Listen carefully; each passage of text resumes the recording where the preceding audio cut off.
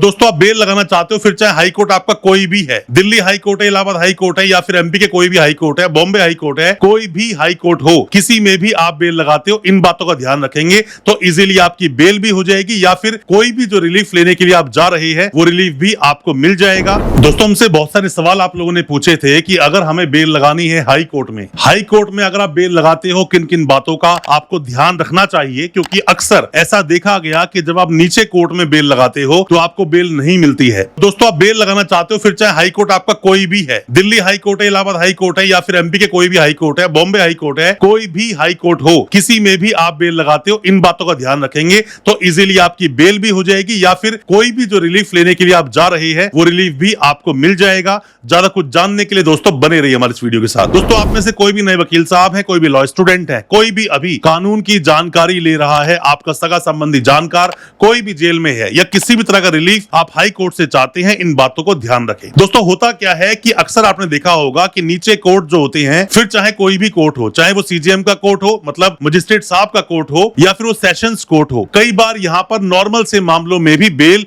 नहीं दी जाती है। अपने देश में स्लोगन बोला जाता है, an accuse is innocent until proven guilty, मतलब कोई भी वो व्यक्ति जिस पर कोई भी इल्जाम लगा है वो अपराधी नहीं है जब तक उसका इल्जाम सिद्ध ना हो जाए। और अगर ऐसा है तो क्या उसको जेल में रखना उसके आर्टिकल 21 का वायलेशन नहीं है? कई बार बोला गया bail is a rule and jail is exception. क्या इन बातों को ध्यान रखा जाता है? जब एक इंसान कोई जेल में होता है तो कई बार बातें बोली जाती है, ना ही तो वो प्यूनिटिव है ना ही वो प्रिवेंटेटिव है, उसके बावजूद वो सजा की तरह ही उसको जेल में रखा जाता है और खुद जज साहब भी ऐसा चाहते हैं कि उसको सजा मिलनी चाहिए, जबकि जब तक अपराध सिद्ध ना हो जाए तब तक सजा नहीं दी जाती है। बेल देना एक प्रोविजन है, उसके बावजूद भी बेल नहीं होती है। ये अक्सर आपने देखा होगा। आपने अगर ये चीजें देखी हैं तो कमेंट बॉक्स में जरूर बताना कि कौन से स्टेट का आपका केस है और क्या प्रॉब्लम आपने फेस की, ताकि दूसरे लोगों तक भी इंफॉर्मेशन पहुंच सके। अब दोस्तों आगे हम बात करते हैं कि जब भी कभी आपको बेल लेनी है, खास करके कोई भी ऐसा अपराध है जिस अपराध में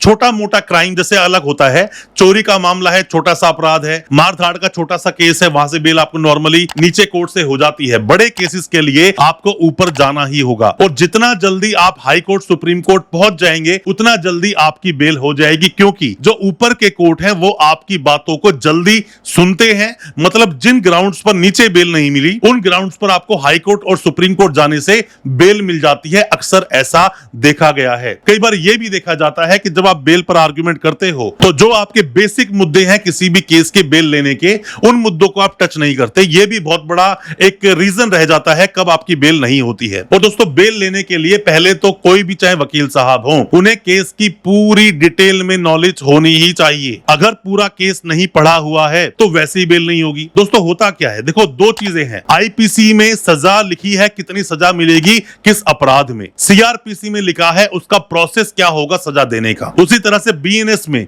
कोई भी अपराध है 103 तो मतलब सीधा उम्र कैद या फांसी सजा दे दो और किसका मर्डर कर दिया, ऐसा नहीं। अब उसमें बीएनएसएस में उसका प्रोविजन लिखा है, प्रोसेस लिखा है, किस तरह से वो पूरा ट्रायल चलेगा। अपने देश में किसी को भी एक फेयर ट्रायल फेस करने का अधिकार है, ऐसे ही किसी को सजा नहीं सुनाई जा सकती। तो आपको अगर बेसिक्स पता है, केस का डिटेल में पता है, तो अच्छे से केस को प्रेजेंट कर पाओगे। जितना ऊपर कोर्ट में जाओगे उतना जल्दी बेल मिलेगी। अगर मामला बहुत सीरियस है, सीरियस नेचर का है, हीनियस नेचर का अपराध है, ऐसे में भी बेल मिलती है। बेल देना ही प्रोविजन है अपने देश के कानून में। अब दोस्तों एक बात और होती है कि कभी भी अगर किसी भी तरह से कोई भी बेल लेने के लिए आप जा रहे हो, उसमें आपने देखा कि फंडामेंटल राइट का वायलेशन हुआ है। फंडामेंटल राइट का वायलेशन क्या होता है, जैसे कि ग्राउंड्स ऑफ अरेस्ट का ना बताना, या किसी को 24 घंटों से ज्यादा वहां पर पुलिस स्टेशन में बिठाकर रखना, मारना पीटना, टॉर्चर करना, ये कुछ बेसिक ग्राउंड्स हैं। इन बेसिक ग्राउंड्स में भी अगर कोई इंफॉर्मेशन नहीं है, और साथ में ही जो डीके बासु का जजमेंट आया कि फैमिली को इन्फॉर्म करना पड़ेगा, अगर ये सब चीजें नहीं है तो इनके लिए आपको रिट में जाना चाहिए हाई कोर्ट। जैसे ही ये चीजें आपके साथ गलत हुई है, कई बार दोस्तों एक गलती और देखने को मिलती है कि ग्राउंड्स ऑफ अरेस्ट को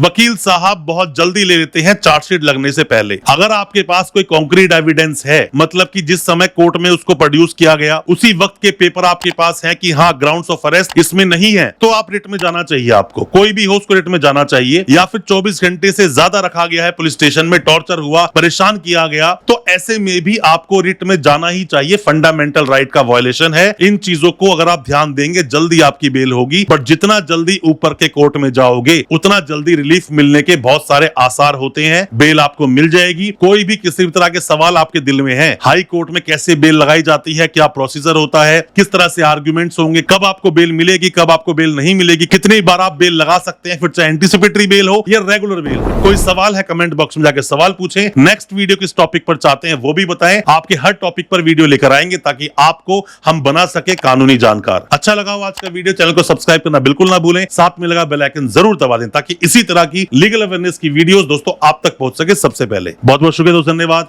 हमारे इस वीडियो के साथ बने रहने के लिए।